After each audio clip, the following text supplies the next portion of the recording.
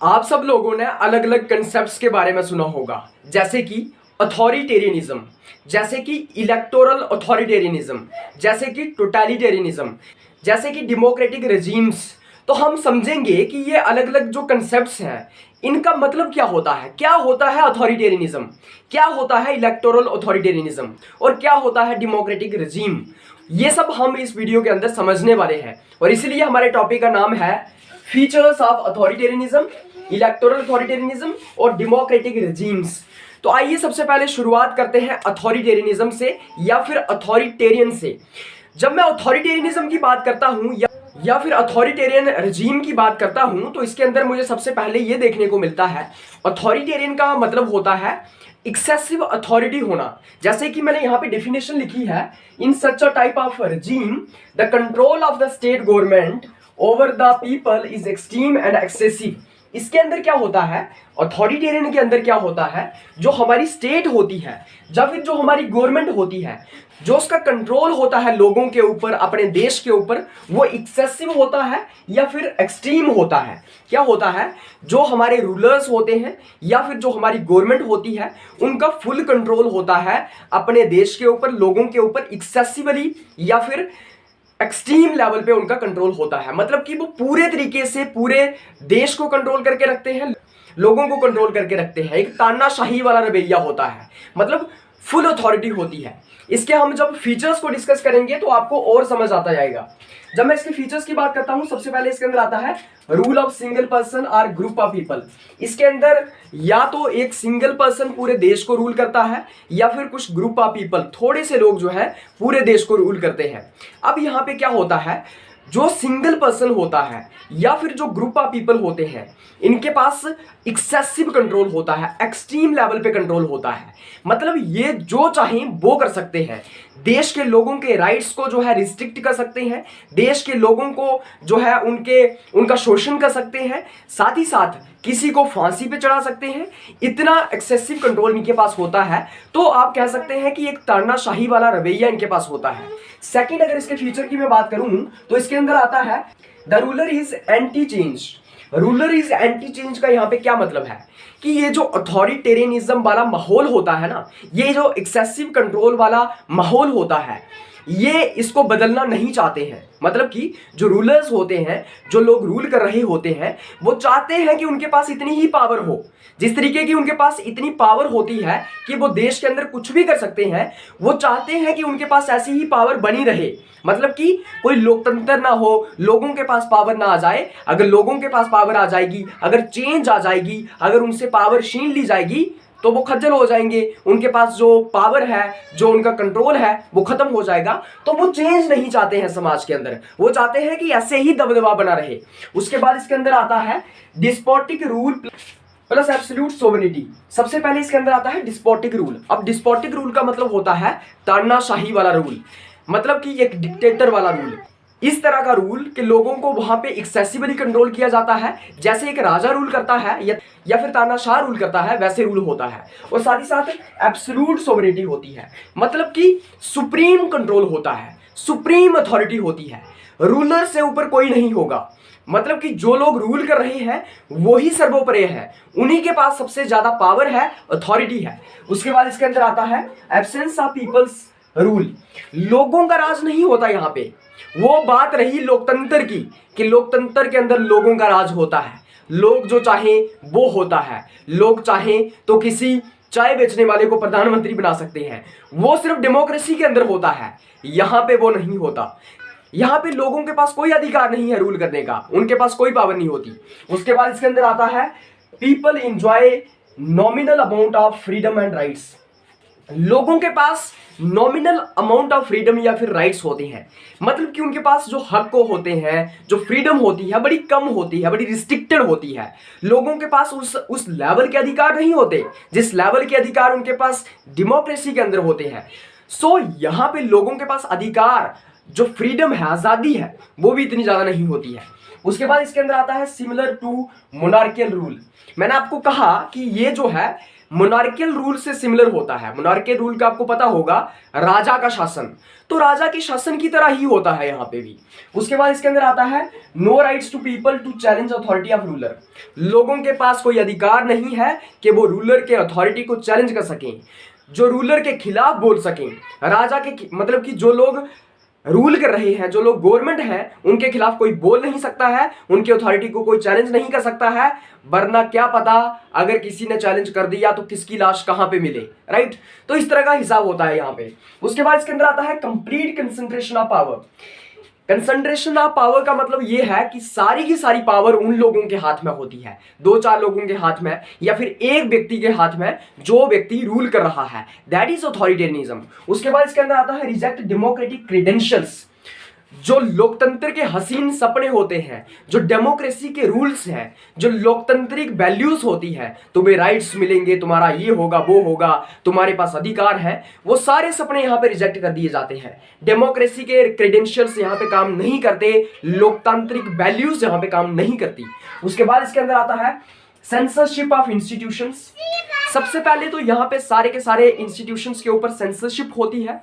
Censorship का मतलब ये हुआ कि चाहे हो कोर्ट, चाहे हो जुडिशरी, चाहे हो मीडिया, सभी के ऊपर कंट्रोल होता है। मीडिया जो लोग रूल कर रहे हैं उनके खिलाफ कुछ बोल नहीं सकती, कुछ छाप नहीं सकती। जुडिशरी उनके कंट्रोल में होती है। तो सेंसरशिप का मतलब होता है अपना दबदबा सारे के सारे इंस्टीट्यूशंस के ऊपर।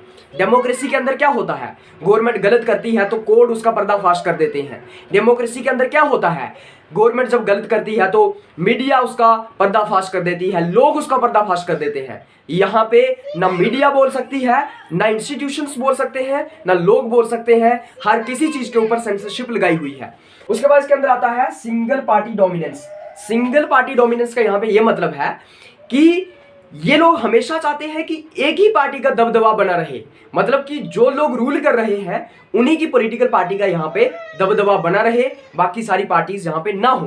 तो ये होता है अथॉरिटेरियनिज्म या फिर अथॉरिटेरियन रजीम। रजीम का मतलब आपको समझना होगा, रजीम का मतलब होता है शासन, रूल, और अथॉरिटेरियन हो गया फुल कंट्रोल से, पूरी पावर से, एक्सेसिवली लोगों को पूरे तरीके से कंट्रोल किया जाता है, दैट इज ऑथोरिटेरियनिज्म।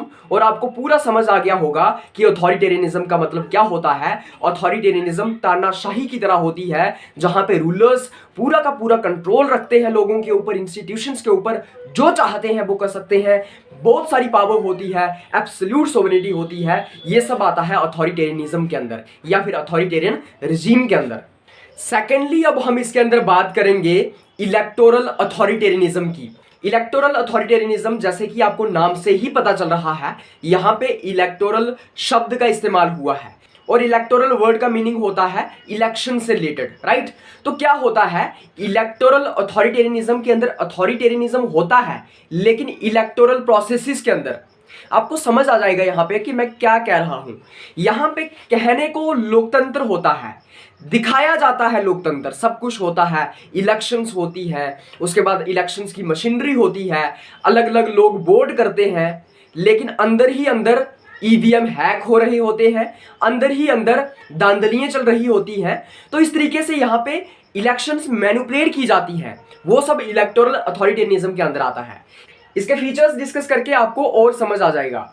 जब मैं इसके फीचर्स की बात करता हूं, इसके अंदर सबसे पहले आता है the institutions of periodic elections is used as a mean for seeking legitimacy.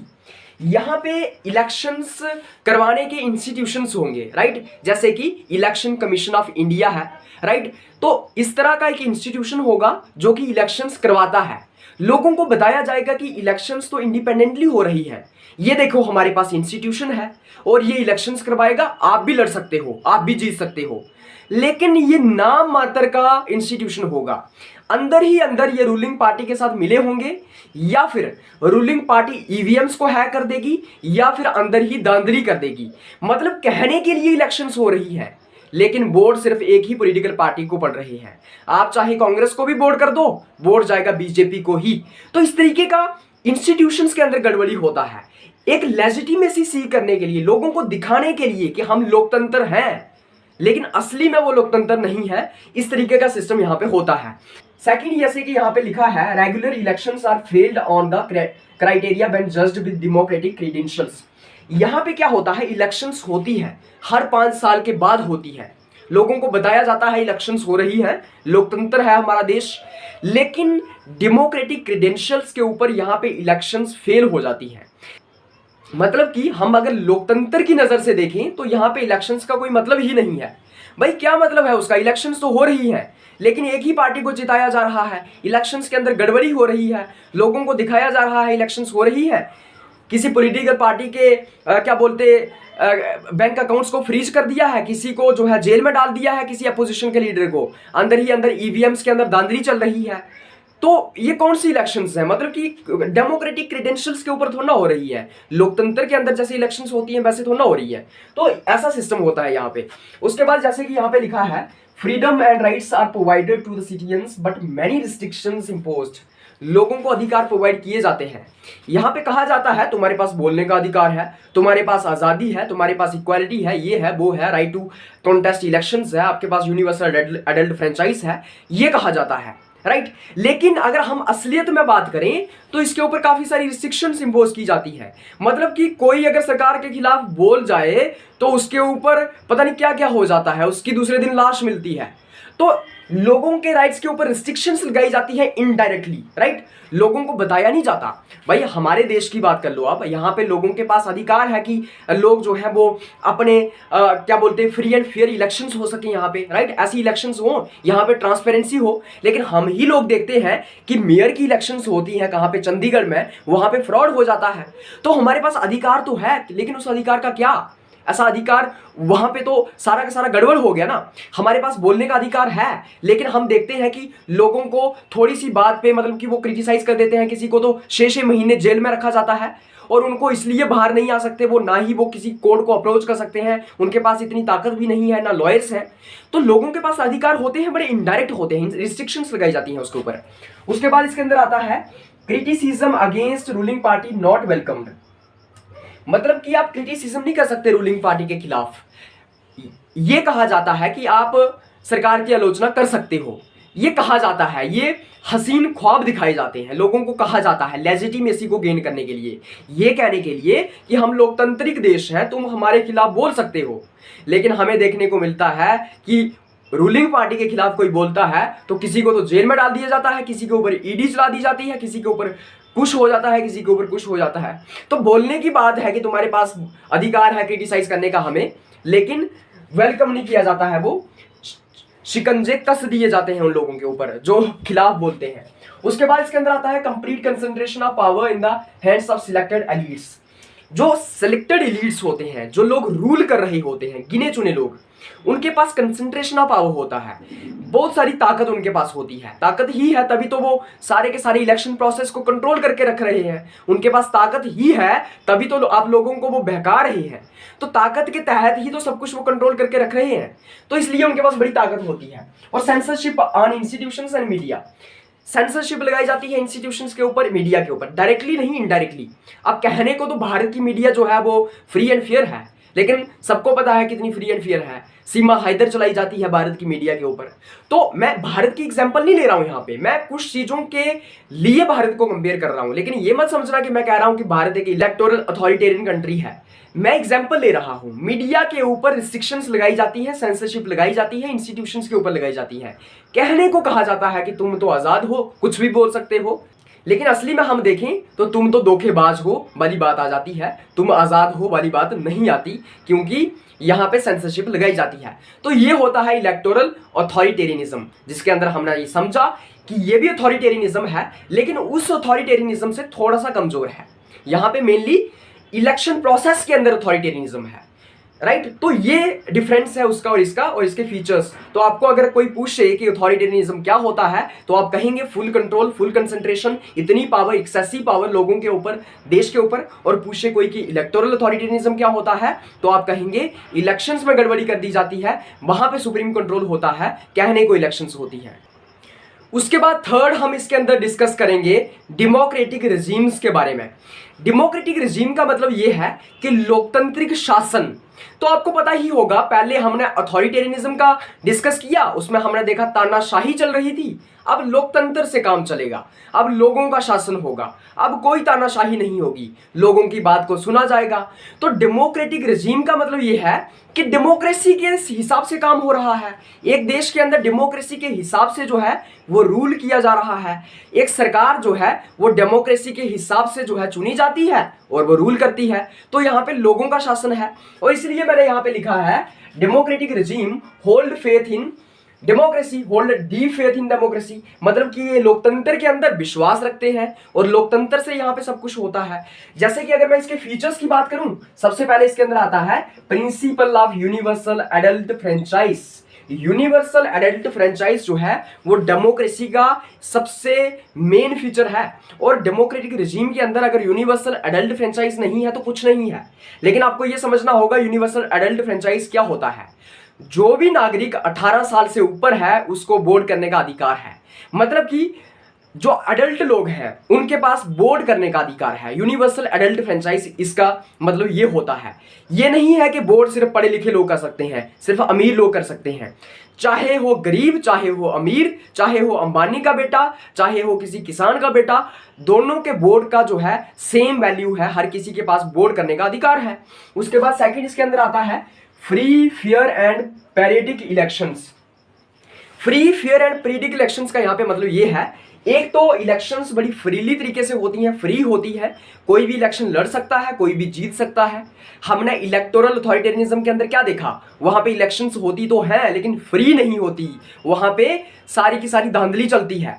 यहाँ पे ईवीएम्स हैक नहीं होते, राइट। यहाँ पे जिसको जितने वोट मिलेंगे उसको उतने ही दिखाए जाएंगे। ये नहीं है कि तुम कांग्रेस को वोट कर रहे हो और दिखाया जा रहा है कि बीजेपी को वोट चला गया वो। तो यहाँ पे फ्री इलेक्शंस होती है, फेयर इलेक्शंस होती है, कोई स्ट्रॉन्ग पावर का इस्तेमाल नहीं किया जाता, पैसों का इस्तेमाल नहीं किया जा सकता, मसल का इस्तेमाल नहीं किया जा सकता। यहाँ पे इलेक्शंस जो है बड़े फ्रीली मैनर से होती है। और पीरियडिक इलेक्शंस होती हैं, हर 5 साल के बाद चुनाव होते हैं। ये पीरियडिक इलेक्शंस का मतलब है, मतलब भारत में 5 साल के बाद होते हैं, बाकी देशों में जो टाइम फिक्स किया गया है उस तरीके से होंगे। तो ये डेमोक्रेसी के अंदर सेकंड फीचर आता है डेमोक्रेटिक रेजीम के अंदर। थर्ड इसके अंदर आता है कॉन्स्टिट्यूशनलिज्म एंड लिमिटेड गवर्नमेंट। ध्यान से समझना इस फ्रेज को। कॉन्स्टिट्यूशनलिज्म और लिमिटेड गवर्नमेंट का मतलब क्या होता है। कॉन्स्टिट्यूशनलिज्म और लिमिटेड गवर्नमेंट का मतलब ये होता है कि गवर्नमेंट जो है वो लिमिटेड है, मतलब कि गवर्नमेंट जो है वो कॉन्स्टिट्यूशन के हिसाब से चलेगी। गवर्नमेंट अपनी मर्जी से हर कुछ नहीं कर सकती। गवर्नमेंट के पास ये पावर नहीं है कि वो अपनी मर्जी से कुछ भी कर लें, बल्कि जो संविधान के अंदर लिखा गया है वो ही गवर्नमेंट करेगी। संविधान के हिसाब से चलेगी सरकार, और सरकार की अथॉरिटी को संविधान रिस्ट्रिक्ट करता है। जैसा संविधान कहेगा वैसे ही सरकार चलेगी। कॉन्स्टिट्यूशन के अगेंस्ट नहीं जा सकती सरकार, और अगर जाती है तो हमारे पास यहाँ पे जुडिशरी है, हमारे पास कोर्ट अवेलेबल है, सरकार को वहां से खींच के लाएंगे, ऐसे ऐसे पकड़ के लाएंगे। अगर सरकार गलत रास्ते पे जा रही है तो कोर्ट्स खींच के ऐसे ले आएंगे उसको, मीडिया खींच के ऐसे ले आएगी। तो गवर्नमेंट को सिर्फ और सिर्फ कॉन्स्टिट्यूशन के हिसाब से काम करना है। दैट इज वाई यहाँ पे लिमिटेड गवर्नमेंट है, मतलब कि गवर्नमेंट की पावर लिमिटेड है, और लिमिट कौन करता है, संविधान करता है। संविधान के हिसाब से सरकार चलेगी। और यही क्वेश्चन जो है वो यूपीएससी के अंदर आया था, मतलब कि आईएएस के अंदर आया था कि किस तरह से कॉन्स्टिट्यूशनलिज्म का मतलब क्या होता है, कॉन्स्टिट्यूशनलिज्म के अंदर क्या आता है। तो ये क्वेश्चन जो है आईएएस में आया था, तो इसलिए आपको यहाँ पे ये समझना चाहिए। तो ये बड़ा इजी था, लेकिन काफी लोग इसको छोड़ गए होंगे क्योंकि उनको हो सकता है पता नहीं हो। उसके बाद इसके अंदर आता है rule of law. Rule of law का यहाँ पे क्या मतलब है। रूल ऑफ लॉ का मतलब है कानून का राज है, किसी के बाप का राज नहीं है, अंबानी के बाप का राज नहीं है, किसी रूलर के बाप का राज नहीं है, बल्कि यहाँ पे संविधान का राज है, कानून का राज है। हर कुछ कानून से चलेगा, कानून जो चाहेगा वो होगा, कानून सबसे सर्वोपरि है, तो यहाँ पे कानून का राज है। उसके बाद इसके अंदर आता है इंडिपेंडेंट जुडिशरी। इंडिपेंडेंट जुडिशरी का यहाँ पे मतलब ये है कि हमारे पास एक इंडिपेंडेंट जुडिशरी है, हमारे पास इंडिपेंडेंट कोर्ट्स हैं, हमारे पास सुप्रीम कोर्ट है, हमारे पास हाई कोर्ट्स हैं, हमारे पास डिस्ट्रिक्ट कोर्ट्स हैं। तो किस तरह से यहाँ पे जो कोर्ट्स की अथॉरिटी है वो इंडिपेंडेंट है, मतलब कि सरकार अगर कहीं पे गलत रास्ते पे जा रही है, सरकार अगर संविधान के खिलाफ जा रही है, तो सरकार को थप्पड़ मारने के लिए यहाँ पे सुप्रीम कोर्ट और हाई कोर्ट अवेलेबल है। हाई कोर्ट और सुप्रीम कोर्ट सरकार को बताएंगे कि तुम गलत रास्ते पे जा रहे हो और उनको वहां से खींच के लाएंगे, कहेंगे कि वापस आओ, ये तुम्हारा रास्ता है, ये करना है तुम्हें। तो वो जो कानून सरकार ने गलत बनाया है, जो संविधान के खिलाफ है, सरकार के उस कानून को ऐसे फाड़ देगा सुप्रीम कोर्ट, ऐसे फेंक देगा कहां पे, डस्टबिन में। वो कहेगा ये संविधान लोगों के खिलाफ है, इस देश के संविधान के खिलाफ है। अगर सरकार जो है वो लोगों के राइट्स को रिस्ट्रिक्ट करती है, लोगों के राइट को वायलेट करती है, तो हमारे पास यहाँ पे सुप्रीम कोर्ट और हाई कोर्ट अवेलेबल है सरकार को बताने के लिए कि तुमने किस तरह से लोगों के अधिकारों को यहाँ पे वायलेट किया है और तुम्हें सजा क्या देनी है। तो सुप्रीम कोर्ट और हाई कोर्ट यहाँ पे सरकार को बताते हैं कि कॉन्स्टिट्यूशन के हिसाब से कैसे चलना है, संविधान के हिसाब से कैसे चलना है। अगर नहीं चलोगे तो तुम्हारा बुरा हाल होगा। उसके बाद यहाँ पे हमारे पास इंडिपेंडेंट मास मीडिया है। हमारे पास मीडिया इंडिपेंडेंट है, मीडिया जो चाहे वो दिखा सकती है, मीडिया सरकार की बुराइयां कर सकती है, अच्छाइयां कर सकती है। सरकार ने अगर गलत काम किए हैं तो मीडिया सरकार का वहां पे पर्दाफाश करेगी, मीडिया दिखाएगी लोगों को कि सच्चाई क्या है, मीडिया लोगों को बताएगी कि सरकार ने क्या वायदे किए थे, कौन से झूठे वायदे थे। अगर सरकार कोई करप्शन करती है, मीडिया सामने लाएगी। मीडिया यहाँ पे इंडिपेंडेंटली काम करती है, सरकार की सभी चीजें दिखाती है और इस तरीके से मीडिया का रोल यहाँ पे काफी इंपॉर्टेंट हो जाता है। किस तरह से मीडिया यहाँ पे कंस्ट्रक्टिवली काम करती है, इंडिपेंडेंट तरीके से, किसी का कोई कंट्रोल नहीं है मीडिया के ऊपर। उसके बाद इसके अंदर आता है civil liberties and rights of citizens. लोगों के अधिकार यहाँ पे प्रोटेक्ट किए जाते हैं, लोगों के पास राइट्स हैं, लोगों के पास राइट टू फ्रीडम है, राइट टू इक्वालिटी है, लोगों के पास राइट टू लाइफ है, right to freedom of religion है, लोगों के पास राइट टू कॉन्स्टिट्यूशनल रिमेडीज है, लोगों के पास अलग अलग तरह के अधिकार हैं और वो अधिकार जो है वो इन्फोर्सेबल है। सरकार को वो अधिकार देने होंगे लोगों को, अगर नहीं दिए जाते हैं तो लोग डायरेक्टली सुप्रीम कोर्ट में चले जाएंगे और फिर सुप्रीम कोर्ट अपने हिसाब से दिलवाएगा। तो यहाँ पे लोगों के पास अधिकार होते हैं, जो चाहे लोग कर सकते हैं, बस थोड़ी सी रिस्ट्रिक्शंस होती हैं उनके ऊपर कि अगर राइट टू फ्रीडम है तो इतनी भी फ्रीडम नहीं है कि आप दूसरों की फ्रीडम को वायलेट कर दो। उसके बाद इसके अंदर आता है अकाउंटेबिलिटी। यहाँ पे जो रूलर्स होते हैं, जो सरकार चुनी जाती है, वो लोगों के प्रति अकाउंटेबल होती है, लोगों के प्रति जवाबदेह होती है। लोगों को जवाब देना पड़ता है सरकार को 5 साल के बाद, वरना लोग उखाड़ के फेंक देते हैं। कहां से? शासन से उखाड़ के फेंक देते हैं। आपने देखा होगा ना, 70 साल से चल रहा राज कांग्रेस का, किस तरह से चुटकियों से उखाड़ के फेंक दिया। ये होती है जनता की पावर। तो जनता चाहे तो लोगों को, उन रूलर्स को उनकी पावर से हटा भी सकती है। इसलिए रूलर्स को हमेशा लोगों के प्रति जवाबदेह रहना पड़ता है, लोगों के प्रति उनको आंसरेबल रहना पड़ता है, नहीं तो लोग फिर सत्ता से बाहर फेंक देते हैं। उसके बाद इसके अंदर आता है स्ट्रॉन्ग अपोजिशन। लोकतांत्रिक देश में, डेमोक्रेटिक रेजिम्स में स्ट्रॉन्ग अपोजिशन होती है। हमारे पास अलग अलग पॉलिटिकल पार्टीज होती हैं जो पावर में नहीं आ पाई, लेकिन गवर्नमेंट को क्रिटिसाइज करती है, अपोजिशन करती है। तो अपोजिशन होती है यहाँ पे लोग जो है क्रिटिसाइज करते हैं गवर्नमेंट को। क्या होता है? Criticism is welcomed. जब अपोजिशन होगी तो क्रिटिसिज्म भी होगा। तो लोग जितना चाहे उतनी आलोचना कर सकते हैं सरकार की। सरकार ने अगर गलत काम किए हैं तो क्रिटिसाइज किया जाएगा सरकार को, अपोजिशन क्रिटिसाइज करेगी सरकार को। स्ट्रॉन्ग अपोजिशन होती है, लोग क्रिटिसाइज कर सकते हैं, बस फर्क इतना है कि लोग जो चाहे कर सकते हैं, सरकार के खिलाफ बोल सकते हैं, बस गालियां नहीं निकाल सकते हैं। तो गालियां मत निकालना, बाकी जो मर्जी करना, सरकार को जितना क्रिटिसाइज करना है कर सकते हो। तो ये सब आता है डेमोक्रेटिक रेजिम के अंदर। जिस तरीके से हमने यहाँ पे 3 चीजों को डिस्कस किया है, हमने सबसे पहले अथॉरिटेरियनिज्म को डिस्कस किया, मतलब कि अथॉरिटेरियन रेजिम को डिस्कस किया। सेकेंडली हमने इलेक्टोरल अथॉरिटेरियनिज्म को डिस्कस किया और थर्ड हमने डेमोक्रेटिक रेजिम को डिस्कस किया। और मुझे पूरी उम्मीद है कि आपको सबसे आसान लगा होगा डेमोक्रेटिक रेजिम, क्योंकि हम एक लोकतांत्रिक देश के अंदर रहते हैं और हमें आसानी होगी ये समझने के लिए। हालांकि हम लोकतांत्रिक देश के अंदर रह रहे हैं, यहाँ पे भी कुछ क्वेश्चन मार्क्स आ जाते हैं कि हमारा लोकतंत्र भी क्या सही में लोकतंत्र है, क्या यहाँ पे भी लोगों को सही में वो डेमोक्रेटिक राइट्स मिल रहे हैं जो मिलने चाहिए, क्या लोकतंत्र के अंदर जो होना चाहिए वो हो रहा है। लेकिन फिर भी कुछ क्वेश्चन मार्क्स हैं, लेकिन ऐसा नहीं कह सकते कि भारत बिल्कुल डेमोक्रेसी है ही नहीं, डेमोक्रेसी फिर भी है यहाँ पे। तो इस तरीके से हम 3 चीजों को यहाँ पे डिस्कस कर लेते हैं। सबसे पहले हमने अथॉरिटेरियनिज्म को डिस्कस किया, जहां पे खूब रूल होता है, एक्सेसिव कंट्रोल होता है, खूब पावर होती है रूलर्स के पास, लोगों के ऊपर तानाशाही होती है।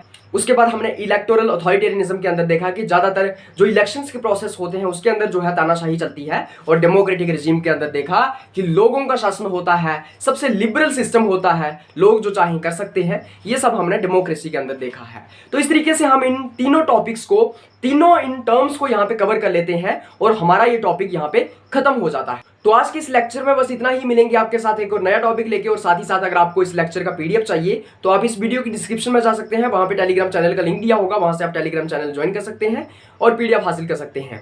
ठीक है, फिर मिलते हैं आपके साथ एक और नई वीडियो लेके, तब तक आप सबको धन्यवाद।